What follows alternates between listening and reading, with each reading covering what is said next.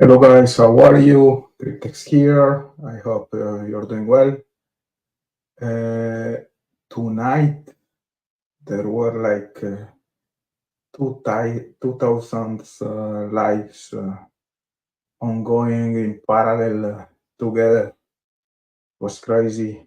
I don't know why. A lot of creators doing lives at the same time. And I was thinking, okay, what is going to be the best option, right?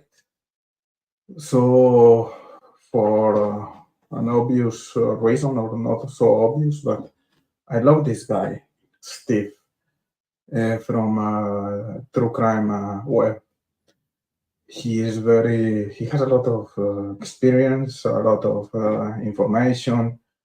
He knows a lot about crime scenes. He was involved about multiple crime scenes in his previous life as an investigator or a police officer, whatever. So I went to his live, and as you know, guys, I usually have a lot of questions that may be like uh, obvious questions, And when you ask those questions to some creators, they're gonna ask, they are gonna answer. I'm not gonna say in an arrogant way, but they're gonna act like they know the answers, and they're gonna try to fit the gaps to reinforce his narrative. Hey, hello, Rocos. I'm not with Steve. I wish. I'm just, and I'm gonna explain you why I'm doing this because I was in Steve live a couple of minutes ago, and I asked him a couple of questions, and I love his answers. This guy is awesome. Why do I say that? Because most of his answers were I don't know, and I love that because when you ask these questions to other creators, they're gonna come with crazy stories, crazy answers, crazy narratives, and this guy with his fucking experience, he's a fucking genius in not genius, but he has a lot of knowledge, and he's that humble to say, I just don't know. It's crazy. This I don't have an answer for this question. Let's wait for the process. Let's wait for the trial. So this is gonna be like a selfish or an arrogant life from my side because I'm gonna show the questions I made to Steve and what were his answers to my questions. So no more protocol. I'm gonna just play his my questions and his answers, and maybe we can discuss together. I love the guy. It's freaking awesome. So let's go with Sure, this. Steve, do you think the Fine's angle is over, or is there still something there? There's always that possibility. I mean, only for the fact that we don't know when Abby and Libby became targeted. We don't know. We know that they were catfished, and we don't know all the devices out there and what information is on them and who else may have catfished them in addition to Klein. Just don't know. But there's always that possibility. So until we see it finalized, and unless Richard Allen tells us, or the courts or the evidence tells us what exactly is going on, we may never know, of the true involvement of when the catfishing and how big of a part that catfishing played in this. So just a pause here. As you know, guys, I'm always been very solid in the client's angle. I think that they're involved, and we heard during this 3 days pre-hearing trial that according to this detective Vido, who was under oath, let's say, he said that the clients were not involved. So everybody in this community said, case closed, the clients are not connected. This guy was, the detective, I mean, not confessing, but giving his statement during the trial in front of the judge. So uh, case closed. The clients are not involved. For me, I have a lot of questions about that. I think, as we know, during the interrogation to Keegan Klein made by Vido, the Keegan Klein was the device was connected to the Canal Street Wi-Fi. So to me, there are some inconsistencies, something that I don't know. I'm not convinced that the clients are not involved. And this guy, Steve, who is a law enforcement guy, you expect to say to be a parrot of the prosecution. He says there's still something there. This weird, the client's angle is something still to be explored. So I love this. This guy says I don't know. I love that answer. He's not like solid in yes or not according to his experience. There's maybe still something there related to the client. So that was my first question for him. And you're gonna say, yeah, you're being uh, trying to fit your own narrative, whatever. But uh, look, this is the perfect guy to give you an answer. He's not like in the pro Allen or counter Allen side. So I love his answer. I don't know. Let's wait for the process. So he's still open for the clients to be involved. Let's continue with the next question. A graphic question. In your opinion, why the sticks were placed above the necks of the girls undoing? So this is a question that is always turning in my head. If you see the crime scene pictures or representations, whatever, both girls, Abby and Libby, they have a stick placed above uh, their necks. So my question is why? Why did the killer or the perpetrator, the the murderer, why did he place the sticks above the necks of the girls? I don't have an explanation for that. Some people say that's maybe because it's like some kind of undoing. The killer was like ashamed of the actions. He wanted to reverse the crime, something like that. So this one was of my questions for Steve. So let's see what was his answer about that. And yes, both of them had that cross member. Is it something that, and that's very observant of you, and some of the profilers would look at that and address that issue that we do have that cross member, and did that serve some purpose? What did it mean? And only the offender, the placement of those sticks were very deliberate, in my opinion. And they're not just tossed or thrown. That there was something there, and they were placed there for a reason.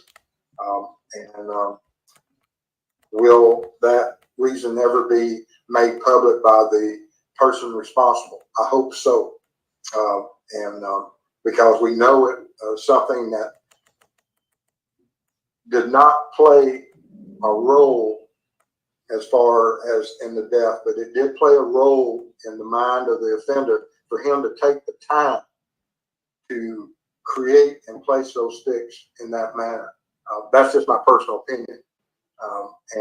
But it did serve a purpose to him. And that's a very good observation, Cryptex.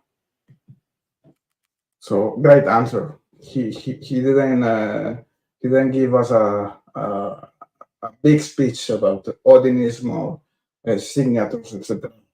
He's straight to the point. It's something in the mind of the killer. He thinks according to my interpretation of his answer, the sticks were not randomly placed. As I think also that's clear. So that was great as an answer again.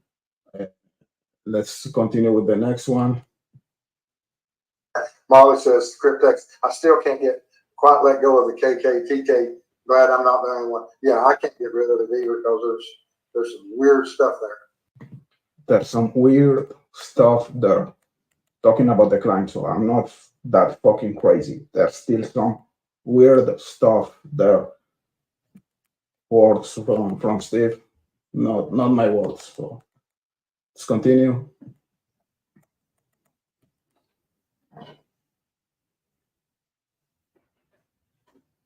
Steve, we know you have worked in multiple crime scenes. Do you remember a similar crime scene, something similar to Delphi's? There's always, it doesn't matter if it's Delphi or otherwise, and you have sharp bladed instruments, or if you have any type of blood spatter, cast off, transfers, they all work the same. Doesn't matter if it's inside, outside, gravity still affects it. Whatever surfaces, there's still analysis to be done, and so you just have to go out there and work it. But of two victims in an outside scene,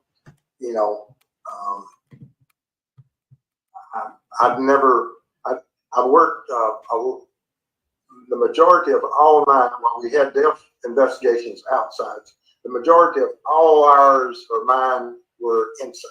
So now, while I have seen and studied, and part of my training involved outside crime scenes from those, but it's not cases I worked. It may have been cases that we used in training. Interesting answer again from Steve. Next one. And We'll see. What did you think about the old bridge gasket versus the young bridge gasket? All of Doug Carter's. Listen to this. Interesting answer about the sketches. Cryptex. Steve, what did you think about the old bridge gasket versus the young bridge gasket? Gives me a headache. All of Doug Carter's talking about, well, you take the two, put them together, and remove them, and then you have BG, or you have Richard Allen. It's always driven me crazy, and I think that caused more issues and will cause some issues even with the trial as we move forward, because that, just never understood it, still don't understand it. Great answer. Step back. What do you think about the sketches? OBG and YBG, what do you think about that? Every time you ask that question to people in this community, they're gonna give you some weird explanations. Witnesses are able to distinguish suspects in a different way, and some type of weird explanations. This guy, what is his answer? I don't know. This is really weird. I never understand that statement from Doug Carter from Indiana State Police or whatever. That drives me crazy. Perfect. I love that. He's not giving us a big speech according to his super cop experience in law enforcement. He just said, that thing is driving me crazy. It's gonna create some problems during the process. I don't understand why did they state that statement. Let's say. So again, I love this guy. I love his answers. I love when people with experience they're able, they are so humble to say, I don't know. I don't know the answer. It's just crazy. And I don't know, guys, what do you think about that? But it's awesome. I love it. Sorry for that. Next one. The offenders left the Libby's phone at the crime scene. So this is one of the big questions I have in this case. It drives me crazy again. Why did the killer, the murderer, why did he left the phone at the crime scene? Why didn't the killer threw the cell phone into the creek? Why didn't he try to destroy the cell phone? That drives me crazy. Really, that's a big question. So let's see what's the answer from Steve about this question. Cryptech. Steve, why do you think the offenders left the Libby's phone at the crime scene and not being discarded in the creek? That is a fascinating thing. Why? And how did that occur? I have no idea. And only the offender will be able to explain that. What a beautiful answer. I have no idea. Only the offender is going to be able to explain that. And you have multiple people here with big egos giving you multiple explanation about that, trying to fit the answer to their narratives. This guy, he's able to give us the perfect answer. I don't fucking know. I don't know what's the explanation for that. It's crazy. Only the killer would know that. I hope we're gonna have some answers during the process. I just love this guy. I'm just excited about that, and I hope I'm not gonna be striked by Steve because I'm playing his video here, just trying to react to his answers to my questions. And thank you, Steve, for answering and taking the time to answer to my questions. I loved your live today, guys. Go to see the live he did today. It was awesome. And I don't know if I had something else here or not. It makes no sense to me. I don't think so. That was the final question I had for him. So basically, to resume, to summarize my life today, this is going to be quick. And thank you again for being here. I have Farmer, I have Sindal, I have Melvin, I have Deja Vu, like the usual suspects. I was supposed to make a live tonight with Farmer, but maybe it's gonna be tomorrow. So yeah, just to summarize this live is just to say that, guys, we don't know anything about this, and there are people pontifying their narratives. Call it pro Allen, call it pro prosecution, whatever, and they are solid in his theories, and they're working with prosecution, they're working with the defense. This community is fucking crazy. We have this guy telling us, I don't know. It's perfection. That's perfection. Sorry for that. I love it. And that's it, guys. I don't know if you have any question or any comment here. Thank you for being with me during this 15 minutes of live. Maybe tomorrow I'm going to be in a farmers chat discussing the case. And that's it. Thank you, guys. See you tomorrow. Bye-bye. Ciao.